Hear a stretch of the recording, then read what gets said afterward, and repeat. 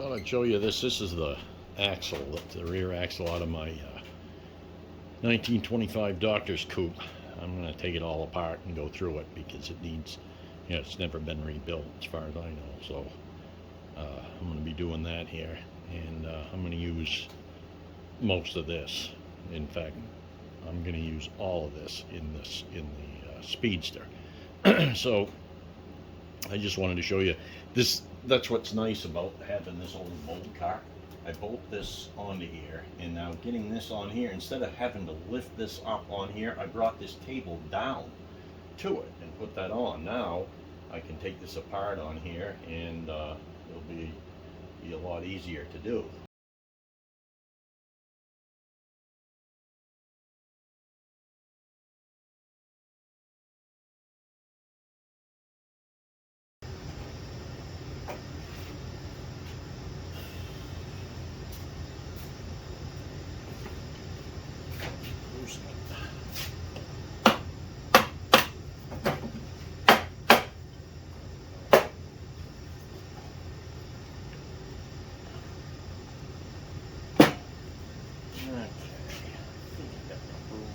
Off here. I'm not sure. I'm gonna put this in between. Oh. There. I'll be able to get it now. Let's see if you're in focus here.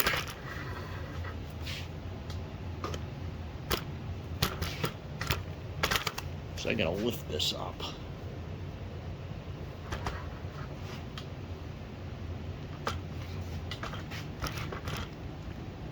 Try to lift that up and get it in between the beams there, because I think that's going to come pretty close to. So I got to get it off the end of that axle. We'll find out.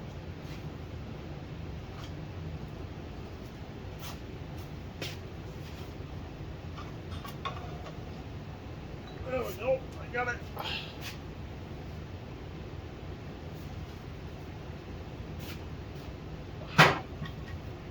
That side.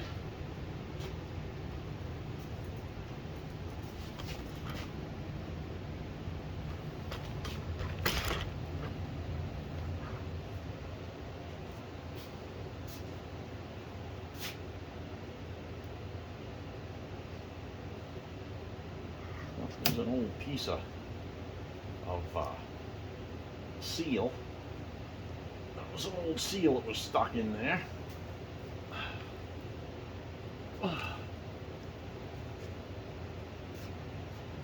Yes, sir.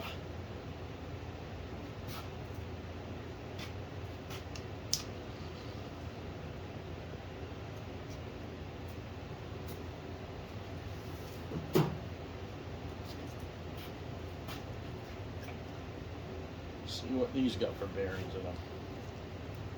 Oh God, this has got the old Babbitt ones too. It's got the Babbitt, the original Babbitt. Yeah, we'll be replacing all that.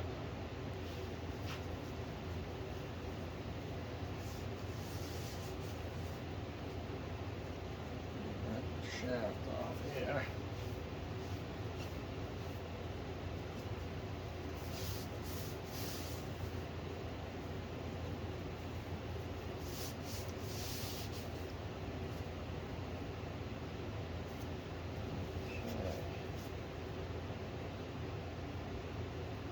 I don't know if I can get them nuts off without having that out.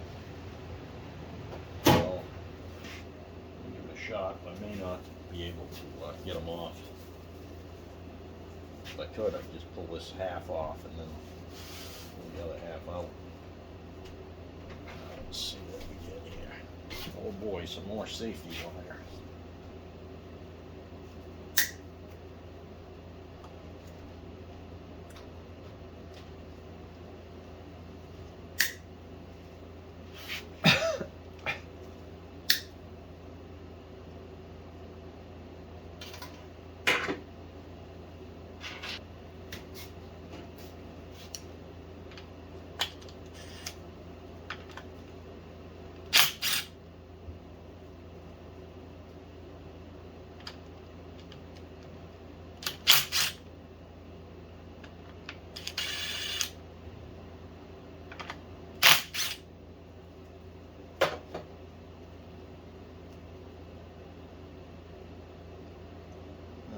pull that out before I get that off.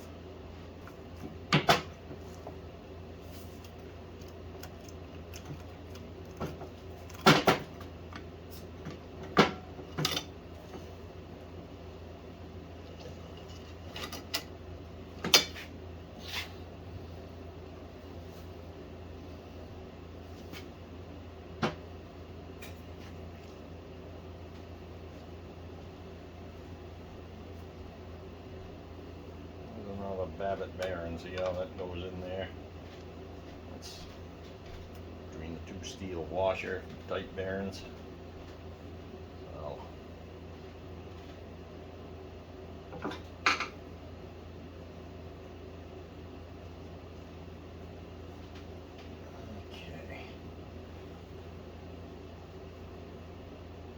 Clean up a little bit here.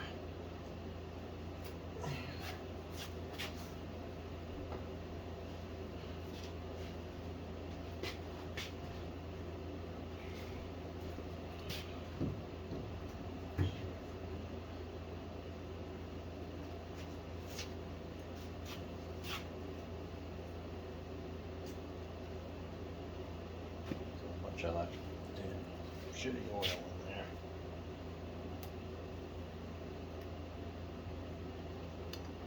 Bearing.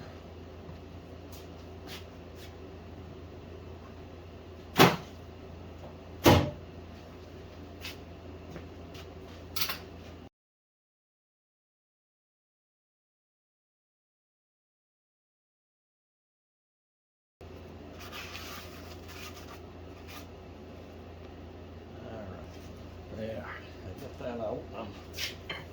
Jack this up a little bit here. Get that up in the air. I'll get that all apart.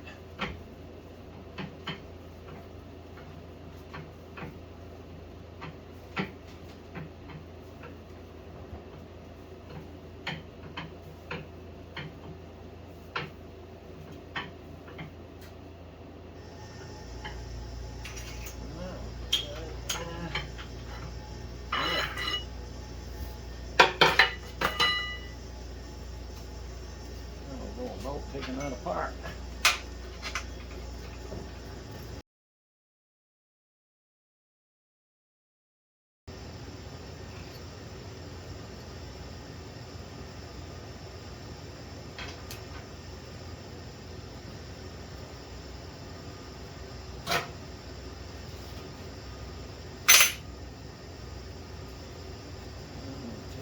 Mark this so I know which way it went on there.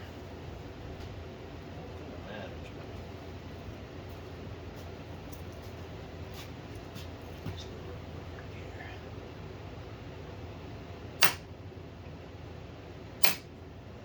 Oh, I know I put it back in the same place.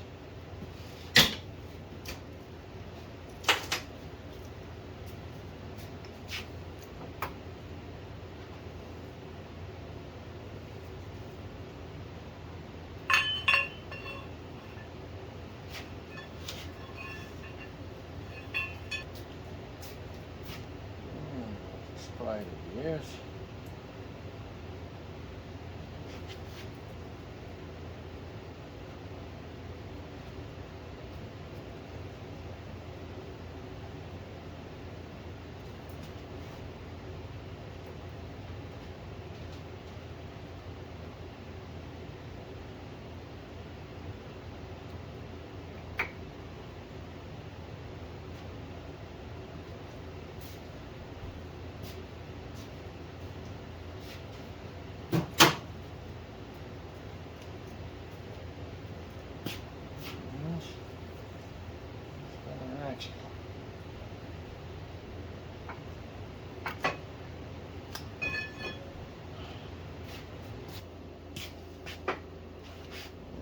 These teeth are worn some. Boys, I don't know. These are worn. I'm going to get a new set of ring and pinions. These are gone. So there we have it.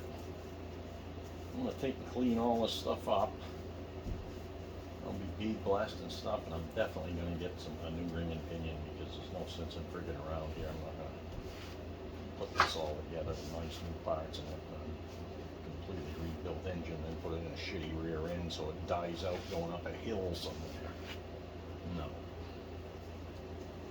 That ring and pinion been in there since 1925, so it earned its keep. So I will get back to you when I get ready to do some more. All right. So yeah, the rear axle's been quite a treat digging into that. There ain't much to them, but everything's a mess in there. So I got the new axles and the new drive shaft and all the bearings. I got new outer bearings that I'm going to put in a different style of bearing. They're tapered roller bearings, and a new bearing for the end of the drive shaft where the pinion goes on, and it goes inside the actual housing, but it works a lot different than, though I'll show you when I go to put that together. But for now, I'm just going to clean this all up and bead blast it and paint it and get it ready to put back together. And when I get near assembling time there, I'll come back and record some more. All right, and this is Mac with Tea Time with Mac, and it's a lot of fun, a lot of work, but it was a lot of fun. I'm enjoying it. So I just thought I'd show you taking the gears off these old axles here. These are a little bit special how they're put on. No, I wanted to show it to you. So they get these keepers that go in this ring. If you look in this one that's together, you can see the keeper right there, and the other one's right there. So that's these here. So they're these two C-shaped rings. So they go in that groove like that there, and the other one goes beside it. And then there's a key that goes in here. It's a tight fit that holds this gear onto the axle shaft. And so what you have to do is you have to press this gear back so you can get these keepers out of here. And I take the key out too. And then I got to turn it back around the other way, because this is machined here on the shaft. This isn't. This is larger, so you can't press this off like that. So you got to press it back, take the keepers and the key out. Now I'll have to put that back in the press and press this off that way. And so I got to do the same here. And I'm glad I got this nice tall press, because look, I had to put this, I don't know if you can see how tall that is, but I got to put that so I can get the axle in there. I'll put this up here so maybe you can watch me do this.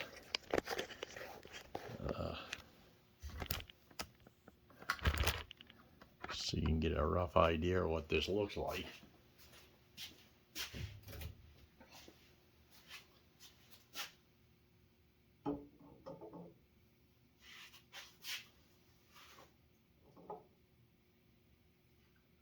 Center there so that can push out.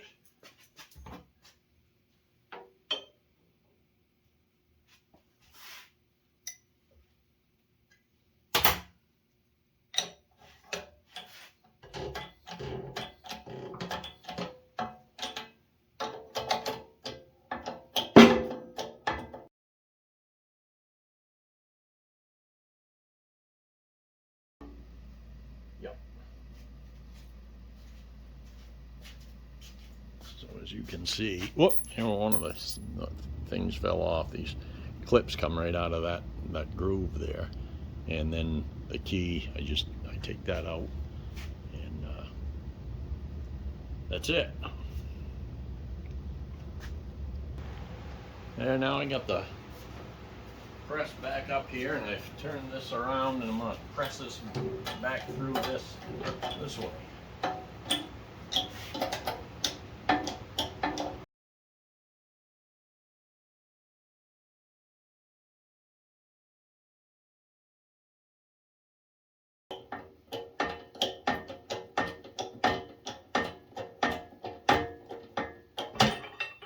There.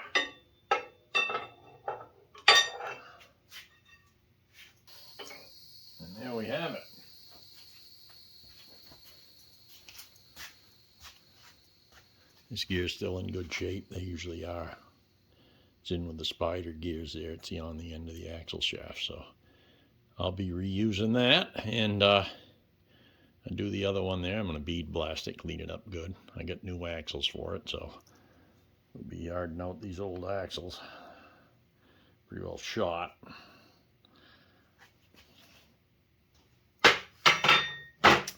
Well, I just wanted to show you that. Alright.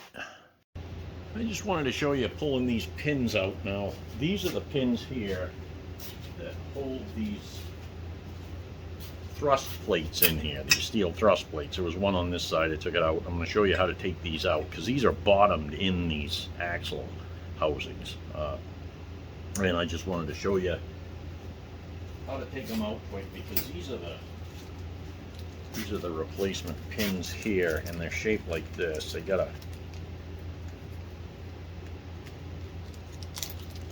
these out here.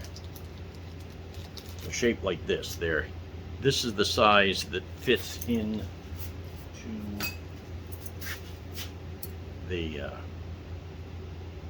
plate here. So and that is below this surface, so that brass piece that rubs on this doesn't catch this. So this gets pressed into this opening, just like over here, and so the opening's a little bit bigger, but as you can see, like this one here is worn quite a bit, and so wasn't this one. So these things tend to flop around, so I always replace these when I take these axles apart. You know, these are cheap and easy to replace, so I just thought I'd show you taking one of these out. It's not too bad. What you got to do is you got to drill and tap a hole here and put a bolt in it, and basically that bolt will push it out. So the way I do it is I take a punch here and I put a mark somewhere near the center. You don't have to be perfect or nothing, but as close as you can get to the center of it. And now it's a little bit off. I'll push it this way a little bit.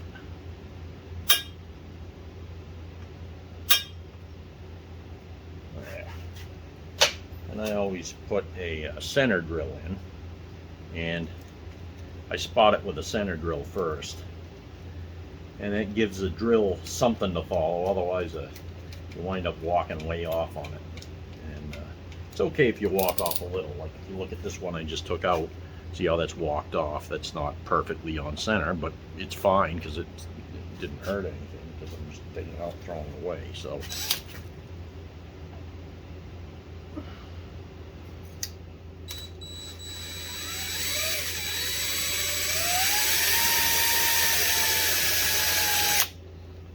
now I get a nice drill point to start with there with the center drill, because the center drill doesn't walk off. Then I've got these short, they call them screw machine drills. They're a lot shorter than a jobber length drill like you normally get at the hardware store or something. Get these right out of McMaster Car or any MSC Industrial Supply, any place that sells machine tool equipment. So, and they're like I said, they're called screw machine drills, and so they don't walk off either. So that's a number 21 for a 1032 drill. Try to hold that straight.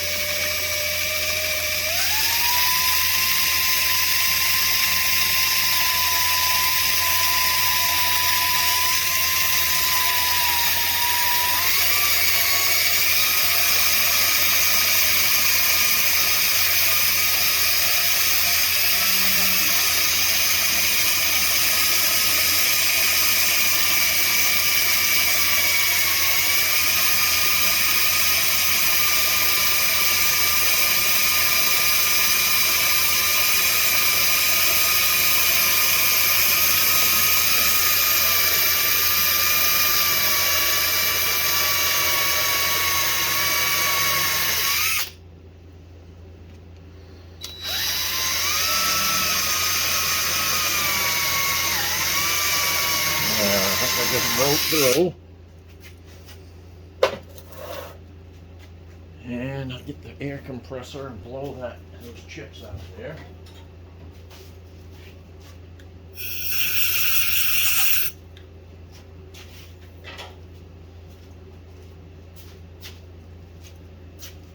I'll take a starting tap with where the threads are back a little bit to start out the hole with. Put a little bit of cutting oil on it so it won't bind up.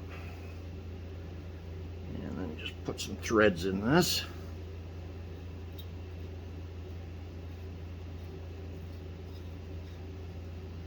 It's a 1032 tap. Getting near the bottom, I think. Definitely don't want to bottom it out and break it off. Oh, the tap's pulling it out. I won't even have to put a bolt in it. Look at this. Come right out with the tap. Perfect. Doesn't matter. Whoop, as long as we get it. And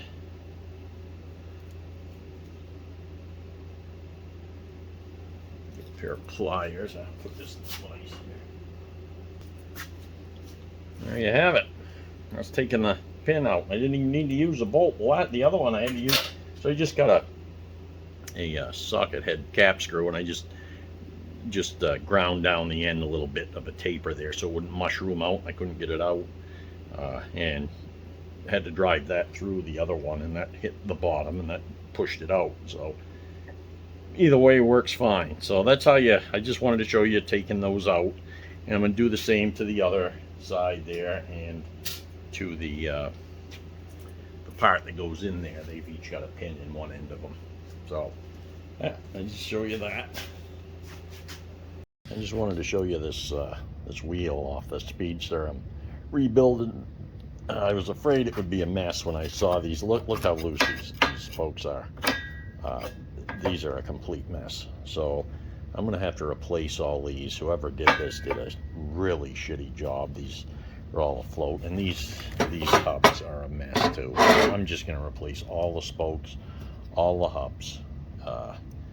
That's not going to be cheap, but you got to have good wheels. The steel fellows here look okay. They're not rotted all through or nothing, so at least that's good.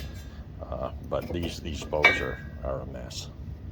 So I just wanted you to see this, so you could see some of the stuff I'm getting into here. This is pretty bad. So all right, I got the other ones to take apart over there, and I thought there'd be, so you can see how these are off, these spokes. These spokes are supposed to be straight. Whoever put these in did not do them right, and they're all afloat. You know, if you look at a good wheel like on their Roadster here, you can see that the spokes are straight. They're not flopping all around, and there's no big gaps between them and stuff. So that's what we got to do here, and we will be showing you that when I get some of them in and start putting them together. I'm going to press the axle shaft onto the gear. Remember, I took that apart, and I just pressed this through here that way, and you got to go back through it a little bit, and then you got to put these keepers on here, and now you got to press this down here.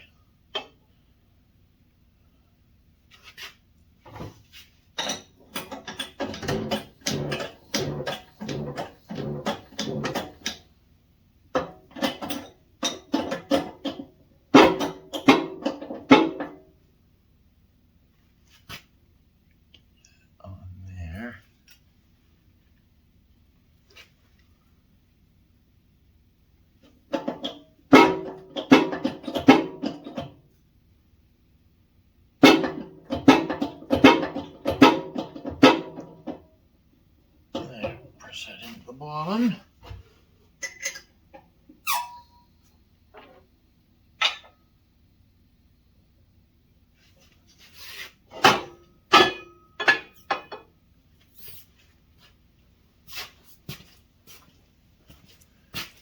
And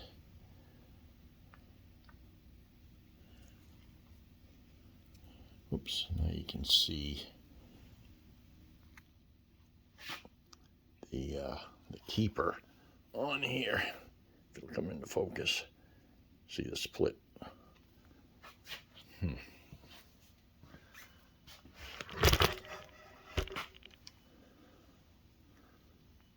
See the split keeper on there? That's how that stays on. Now that can't come off that way. And then the key that's in there keeps it from turning. So that's the axle shaft. And I got one more to do there. These are brand new axle shafts. Here's the, you can see the end there, how nice and ground it is and stuff. It's really nice. So I'm going to put new axles in it. I'm putting a new drive shaft too, but I'll get these axle shafts together. And, yeah, I figured I'd show you this here, what I'm doing. So I'm just using this axle housing to support this for right now. So this is the inside of the differential. This gear here that we put on the shaft there goes in here. So the clearance between this and this should be 5 to 6 thousandths. And right now, it says if it's over 10, you got to replace whatever's worn. And right now it's just about 5.5 thou on both of them, and that's the same on this side too. But this here, I'm just showing you. So I've got this in here, and I'm just using this to support this. This is not how it's going to end up, but I'm using this again to support this while I check something here. So the next thing to check is, so this is the spider. These are the spider gears here. These holes are supposed to be 752 to 753, and every one of them is 752. So they're good and tight. It's supposed to be 746 to 747, and they are.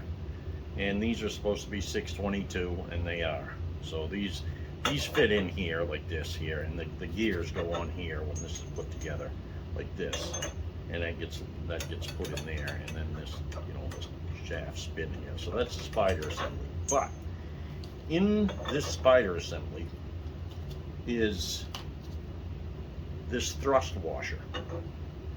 So this spacer goes in here. Now this side, this is the other side that goes on here. So this has got a gear just exactly like this, same size here, same dimension here, and so this fits good in here, and that sits in there, and then this gets bolted onto here. And I marked that when I took it apart. So this goes like this, and now without any spacer in here, you're obviously going to have a lot of play. So you can see that you can't have that. It's supposed to have as close to zero as you can get it. So I made this out of some 660 bronze, and when you put this together, again, this goes like this, and then this spacer goes in here. So, but to do this, just so I know what I got, I wanted to do this before I fully assembled it. I wanted to see what the spacing is. So when you buy you can buy these from the vendors, and I bought one quite a while ago. I've never been able to use it. It measures 82 thousandths thick. Well, even right in the book, it tells you that the vendors don't sell these thick enough. And I always wonder why don't they make them a little too thick and make it so you sand down? In the book, it tells you to get 2 of them, and you'll have to either sand them. Boy, you'd have to sand an awful lot off it if you had 2 of them, because what winds up working is about, so again, this is about 82 thousandths. What winds up working is about 96 thousandths thick. So that's what that is right now. And so if I put this on here, and I put this in here, and I take this and line up the mark here, and again, this is just there's no play there, and yet I can turn it. So that's what you want. So I just wanted to show you that. I got to put the new ring gear on this and everything else, but I wanted to do this part first, because then I can assemble this out of here, and we'll be set to go to put it together to do the final fitting on things before I finish painting it. As you can see, let me take this off here so you can, so I've cleaned the I've got them all on the outside here. I've got them all primered, so they're primered here. I'm gonna set all of these dimensions in this before I finalize painting it. In fact, I'll probably assemble this together with the other half and then paint it after it's all together and all of this is working here. Just mask off the end of the shafts there. And so that's that, and I'll show you over here. I got the other half is painted right over here, so I got that. I get this is the part for the drive shaft there, and that one's all done. Well, all primed, and so I got that. And then, you know, the drive shaft is here, and the radius rods, those are here. So that's all primed and ready to be painted also. I think I'm going to paint the radius rods gloss black, but this here I'm going to go with red, and the differential I'm going to go with red also. So and that's that, and I'll come back when I get some more put together here. So while I've been working on the Model T, you guys don't realize this, but I've been working on a job. Been doing a little bit of what I used to do for a customer. Build a little small piece of automation here. I just thought I'd show you a little bit of this.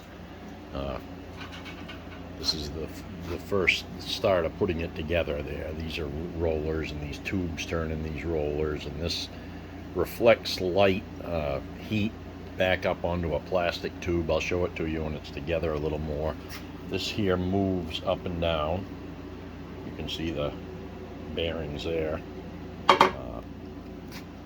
These are some more of the parts here.